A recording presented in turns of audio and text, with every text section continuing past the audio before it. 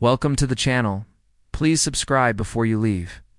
Most of us are looking for love. We all need love because we were born from love.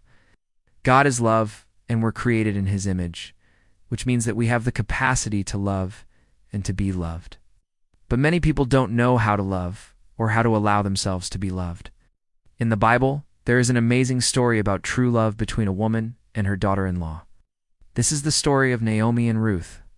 Let's dive into this beautiful story. Naomi was a very religious Jewish woman who lived in Bethlehem with her husband and their 2 sons. One day, famine struck the land, and the family had to go to Moab to find food. While they were in Moab, Naomi's husband and both of her sons died, leaving Naomi a very wealthy widow. She had everything she needed materially speaking, but what she really wanted was to return to her home in Bethlehem. So she called her 2 daughters-in-law, Orpah and Ruth, and told them that she was going back to her home. Naomi said to her daughters-in-law, "Go back to your family's home. May you each find a good husband. I am too old to wait for you, and a wife must live with her husband's family." The 2 daughters-in-law bowed down to Naomi, but Orpah kissed her mother-in-law goodbye and went back to her family. But Ruth was determined to stay with Naomi. Here is what Ruth said to her mother-in-law. "Don't ask me to leave you or to turn back from following you. Where you go, I will go, and where you stay, I will stay. Your people will be my people, and your God will be my God. You are my people. You will be my people, and your God will be my God." Naomi was deeply touched by the love of her daughter-in-law. When they arrived in Bethlehem, people recognized Naomi and asked her why she had returned.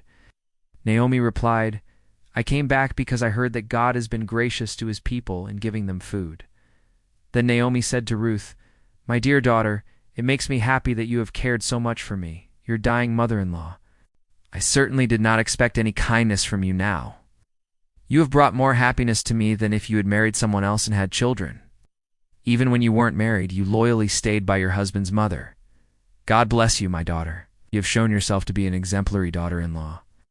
I am happy to say that among all the good women in Bethlehem, everyone will see that you surpass them all." One day Naomi told Ruth to go to the field to glean grain behind the harvesters. She sent her to the field of Boaz, a relative of Naomi's deceased husband. When Ruth arrived at the field, she saw that Boaz was one of the harvesters. She began to pick up the leftover grain. After a while, Boaz noticed Ruth and asked his foreman, "Who is that young woman?" The foreman replied, "She is the Moabite woman who came back with Naomi. She's been asking to gather grain here in the field." And Boaz told his workers, "She's welcome.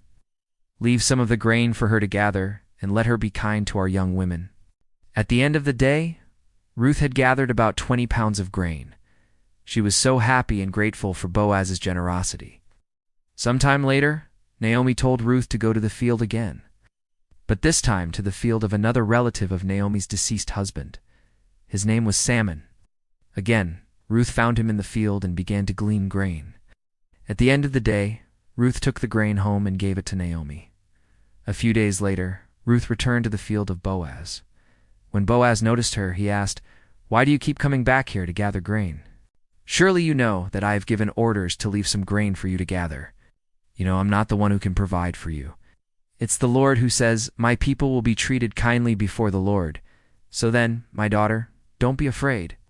You are free to show your affection for my mother-in-law, for I myself am your protector. Come back to her. Let her comfort you and stop working outside the home," Ruth replied. "Until now, I haven't even thanked you for the kindness you've shown to me. How could I be so crass as to ask for more favors?" At that point, Boaz stood up, lowered his staff to the ground, and bowed down to Ruth, face down, and said, "You daughter, listen, don't go on gathering grain wherever you go after me. Stay here and wait. See that the man who is doing the job has been told. When he lays the grain down for winnowing, you should go and glean it. Eat as much as you want and take whatever you want." A little later, Boaz went to Ruth and said, "Listen, my daughter, I have done as you asked.